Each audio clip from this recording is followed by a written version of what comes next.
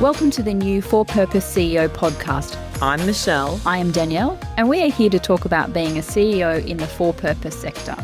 Each episode, we will talk about issues not-for-profit and for-purpose CEOs need to manage based on our 30 plus years of experience. It will be an honest discussion of the highs and the lows, helping you tackle the unique challenges of running a NFP. Leading can be challenging and sometimes lonely. We get it. Join us and our guests weekly for an honest discussion about running a for-purpose organisation. We will be sharing practical tips, shared experiences and real-world stories to help you tackle the unique challenges of running a for-purpose organisation.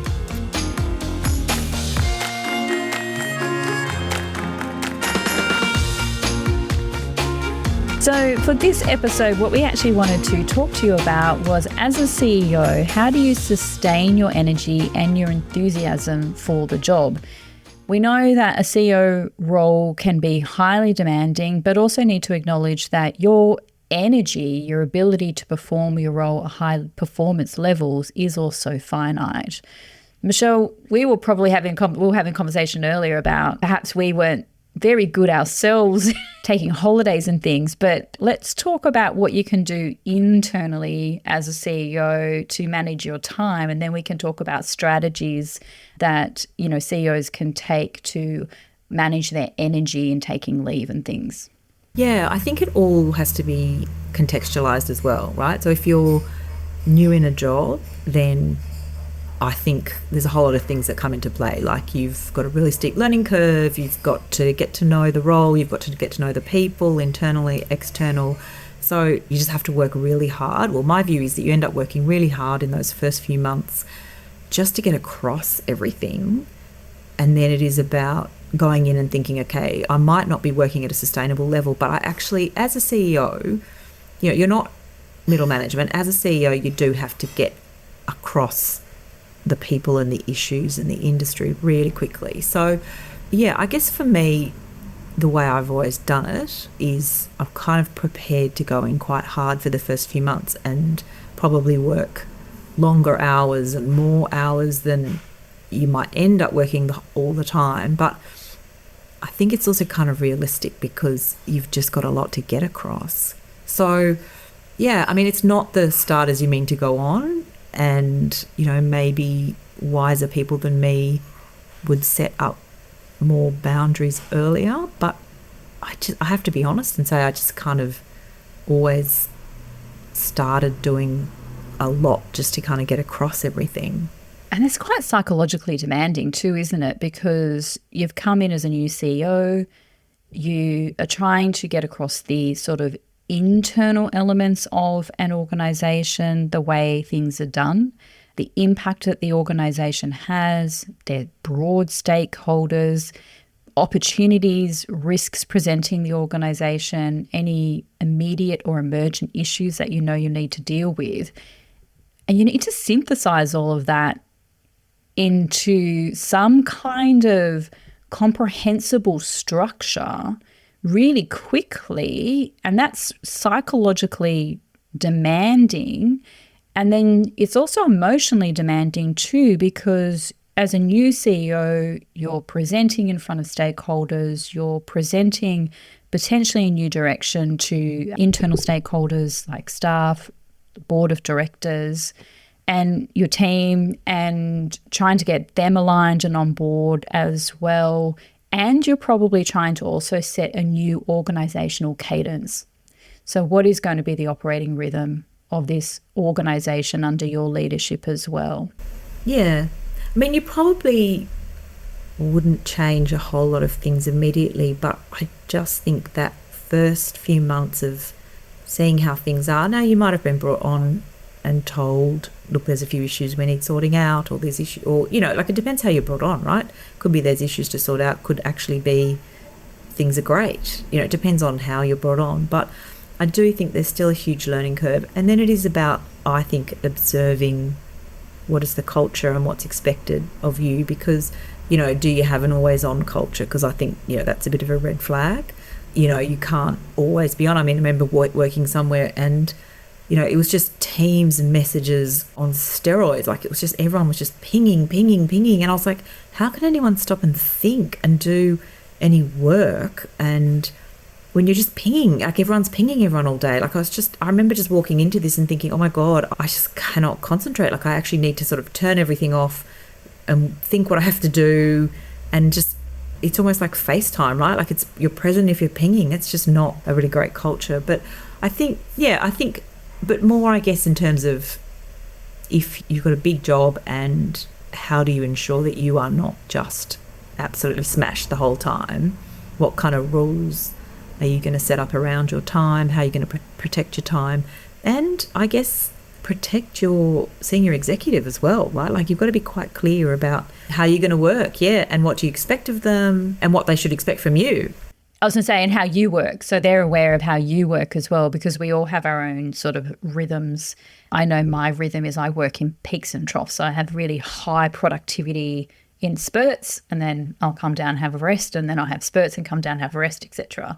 Where others can just sort of work very consistently, or, some people work well in the morning, some people work better in the evening. So we've all got our own rhythms as well. And you've really got to bring and understand each individual's rhythm to know how as a collective you're going to cohesively be effective. What are some of the strategies then, given that context of, you've stepped in, new CEO role, the big learning curve, lots of information you're getting around, building all of those relationships. There's also that opportunity for you to set your time and how you want to spend your time. What are some of the strategies you've put in place? I think the first one is to be really honest about how you work, because I remember starting somewhere and I tend to work a lot at night. It's just what I've done for years and years and years. I had to be really clear that I might be sending tons of stuff and emails late, but I don't expect it. And it was really interesting because I remember having a conversation with someone who ended up working with me for quite a while, and she was a real morning person.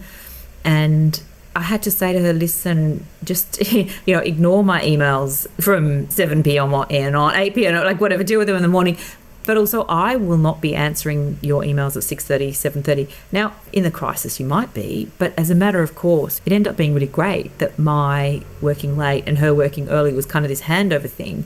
But you got to be really able to have that honest conversation about what's expected and what's, in non-crisis times, right? Because you can't live in a crisis. So if it's a crisis and you're working all hours, that's different from in non-crisis times. So I think understand how you work. When do you like working? And I've seen lots of different things. Like it might be that you block your diary and, maybe 2 or 3 times a week, you literally just have no meetings. Like, you have that morning or that afternoon where it's literally that's where you are doing thinking or drafting or like whatever you need to do, and you just don't let any meetings get booked there. Just have a bit of order, I think, a bit of time to plan, and people understand how you work. I think that's important as well for people's sense of assurance with you as a leader, if you've got order in your own rhythm, and as you said, being clear about when your best times are to work as well, setting those expectations, because you can easily find rhythm with other people. But in some respects, and I try to do this, I'm similarly quite upfront about my best work times and the way I structure my time, so people find me more predictable. So if there's something where they need to come to me with maybe not such a great update on something, they'll know not the best pre-coffee. times. Yeah, I'm not a morning person. Do not do that in the morning. I do not function. Do it towards the end of the day. My brain's really great. So, or knowing where, there are deadlines in the monthly schedule. And so I won't be offline per se, but I won't be answering Teams messages, as you indicated earlier. So people can move in with that as well. So having that little bit of structure and moving away from some chaos also just gives you some clear air for thinking, for research, for reading. One of the things that I think is a real impact on your sustainability is what is your internal structure? And I mean, what is the staffing structure? Who do you have under you? Do you have adequate resources? Now, we all know that you might not, right? Like hopefully you do, but you might not. That's the reality. And so I think it is looking at really, are you able to delegate work that could be done by other people, and not delegating work that takes a lot of time to the right people, so that you're not sitting there just doing work, and you actually have a good team under you who understands the why of the organisation and why they're doing the work. And if you don't have, what can you do to set that up? Like, how do you set up your staffing structure so that you are able to delegate work and it's a real clear distinction between what you do and what different members of your team do? That opens itself up to you as a team working to your strengths as well, so you can actually achieve more rather than the demand always being put back on you. Very early on in my career, I was handed the book 5-Minute Manager Meets the Monkey, and it was a bit life-changing for me because it actually is about delegating, and it's like 130 pages, super fast, super easy read. But it's that notion of like, people always want to give you the monkey. And as managers, you often think it's your role. When someone's giving you a problem, you think it's your role to deal with it and you respond to it. And that obviously naturally consumes enormous amounts of your time, but also your ability to perform your role, your energy. Does it fatigue you? Does it uplift you? And the 5-Minute Manager Meets the Monkey gives strategies or suggests strategies around making judgment as to when you take the monkey and when you give the monkey back. So we're, at times giving back no, the monkey thank you, to the I don't individual. want that monkey. But pretty much. And, taking the monkey, we obviously sometimes feel like that's the right thing to do because we're helping the person who's got the monkey. But it's actually also can be quite unkind because you're not developing your people, you're just training them to always give you a problem. So giving people the monkey back and actually working with them to address that actually helps you build capacity over time. That helps you build time back into your diary or into your work schedule because you're building a team who knows when a problem or the metaphorical monkey occurs, they have the capability to address it and then perhaps just come to you and talk about the monkey and then what they actually did. And it helps build trust as well then between you and the individual. That's really interesting because I think one of the things that people always talk about with this delegation is that urgent versus important and not getting stuck with solving all the urgent problems. Yes, because your urgent is not my urgent. They're urgent, right? They're urgent, exactly. But I actually remember working with someone kind of a bit earlier on in my career who delegated very well. They delegated a lot of urgent tasks, controlled and within parameters. But, so-and-so needs an answer to this or so-and-so wants us to get back. And they would quite often say, well, can you do that? And, you'd have a discussion around what you were going to do. And I realised that all this urgent, busy work, which took a lot of time, they were very successfully delegating it. And then they were able to concentrate on projects or strategically important things. And I just remember realising, wow, actually that's really clever because if you've got a good team, if you've got a loyal team, people like doing things generally. People like helping when you're in a team. So if you're giving them stuff which they're perceiving as important because it's urgent, then if you've built up people and you can use that as a part of training mechanism, then it does allow you to step back as the CEO and make sure that in terms of the strategic important projects, you are able to push them along. Because we know it's so easy for the urgent to just consume you. Everything else.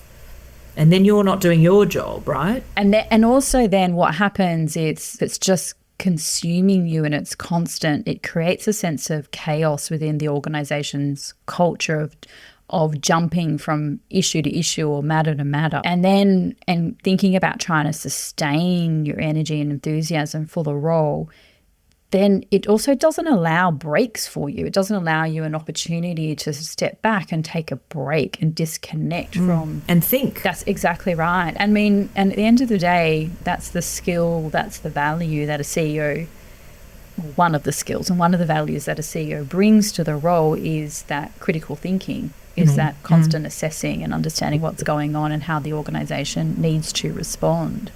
But if you're in a constant state of reaction, where do you say, I'm taking a long weekend?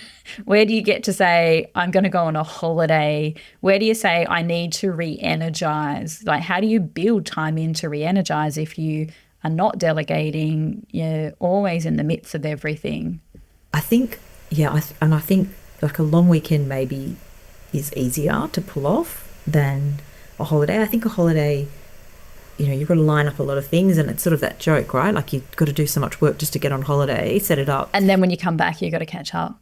And I think it's, we were joking earlier, I'm on holiday, but obviously if there's a complete crisis, reach out to me. But if it's just about you thinking, it'd be really great to know that, you're not reaching out to me if it's not really urgent or a big thing. But, I think in all honesty, when I look back at being a CEO, it's not that you don't think about everything when you're on holiday. I just think it gives you a bit of space to think about it without, I guess, all the busy and the day-to-day urgent. But, I think, honestly, I probably never went on holiday and didn't think also about work. It's just you're thinking in a different way about it because, and sure, you're probably not thinking about it all day, every day, but you definitely have that space where you start to think about things. And yeah, I probably wouldn't switch off totally, but it depends on your organisation. If you've got someone who can step up when you're away and you've got faith that they can do it, or that you're not about to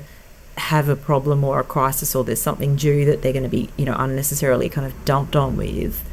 But yeah, I think it's inherent in the role, right? Like you can't 100% just walk away for 2 weeks, and I don't know, maybe some people can, but I didn't. So I guess it'd be dishonest to suggest that you could if I never managed to. Yeah, it's a challenge, and I don't disconnect either. But what I do find and what I value about taking a break, and full disclosure, I'm not very good at it, but when I do take it, is sometimes just being in a different physical environment, sometimes just having that level of disconnection can actually re-energize or re-inspire. I find being in a different physical environment, not being in my office, not being in front of my computer or on my phone or in a meeting, even if it's just sitting on a beach and just having that like very deep rumination happening in my mind can bring forward a solution to a challenge that I've been sort of trying to nut out in my head. And I find that actually re-energizes me. Like that, having that break is, yes, it's a physical disconnection, it's a physical rest, but it also brings forward some new thinking, and that new thinking is actually really quite energizing and creates that level of enthusiasm of like, okay, I'm ready to go back now. I want to start moving through this or put that solution forward that I've been trying to nut through for some time. Absolutely agree. I think you switch off from the busyness and you switch off from the day-to-day, which lets you sort of think a little bit more strategically. Though I have to say as well, I do think part of that is also building in the half an hour or the 1 hour several times a week just to not just get up and work, right? Like whether it's exercise or go for a walk or whatever, that also lets your brain generate new ideas, take time. So I think it's that disconnect, which is depends on what you do, but for me it would be some form of exercise, and that means that I'm not just thinking about the urgent, and I might be running lists, but I find that it's almost like you let your brain switch off for a second so you can plug in a different way. So I think, yeah, that's for me would be the way to sustain my energy and my enjoyment, right? Because you're not just batting things back. Yeah, I do think, and I guess then the other thing that I always was sort of a pet hate of mine is unnecessary meetings. I'm a really big one for checking, like, is every meeting that's been set up in your diary really needed? And, not just inheriting someone else's meeting schedule and really checking that it couldn't have been an email, or it couldn't have been a 10-minute conversation on the phone rather than a Teams meeting or a face-to-face meeting. I just feel that sometimes you go into organisations and they've got real meeting cultures, and I'm quite precious about not wasting time in meetings, because I just think you've got so much to do. Like, does everything have to be a meeting? Yeah, and meetings create work, so then you need the time to be able to do the work. The way I handled that, or the way I've handled it in the past, is I time track So I will actually sit down and evaluate where I spend my time, how much of my time goes into particular tasks that I know are repeated tasks, and then that then makes sure that I understand what my available time is when those tasks are completed. What's my available time left over in a week or in a month? And it makes you really selective about where you need to put your time, because you know your capacity is not endless. You can't work 24/7, and others can't work 24/7. But it also made me be very intentional about my time. What I also did was then work with, I've got an executive support, is then I worked with her because, as you can imagine, all EAs are awesome when it comes to time management. She evaluated my rhythm, she evaluated where I spent my time, and then she actually completely restructured my rhythm. And we did it this year, actually. I read in an article a CEO had done that, so I thought, I'm going to give that a go. That sounds like a great idea. I didn't have high hopes, but it was really effective because it meant that I went into meetings and discussions better prepared. It actually meant I handed my diary clean over to her. When you say better prepared, what do you mean? Like better prepared to be realistic about what you could commit to in there? Or Yes. Yeah. I handed my diary over to her as well. I just went, okay, you're going to eke out the best amount of opportunity around my available time and make judgment about that. Oh, I think I'm a bit too much of a control freak for that. I thought I was too, and it took me up until this point in my career to let go, but we worked together on it. And every now and then I do feel slightly uncomfortable that I've handed too much control over, but that's about me, not about them. You raise an interesting thing, because I think, what do you do repeatedly, right? So you could say, well, in a month it might be board reports, or you have supervision meetings with your senior exec team, or you might have one or two team meetings, like depending on your structure. So once you've carved those spaces out of your weekly or monthly calendar, then looking at how much other time there is and what other strategic projects are on the go. And then you start to panic, right? Then you don't have enough time. But then you have to prioritize. That constraint forces your prioritization.